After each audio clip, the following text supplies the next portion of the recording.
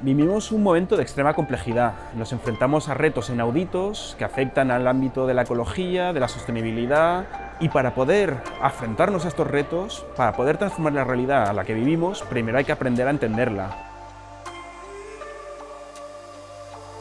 Realitzar aquest mural i sintetitzar tota la informació d'una conferència tan gran en una forma més visual i fàcil d'entendre ha sigut tot un repte i un treball en equip per part de la Martina Barahona, el Sergio Chávez i la Laia Cáceres.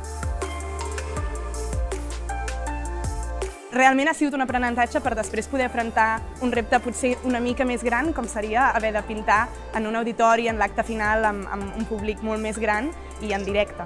Llavors, aquest rebaixar les expectatives o veure com ho afrontem, anem a disfrutar-ho, anem a aprendre i anem a veure què pot sortir d'aquí.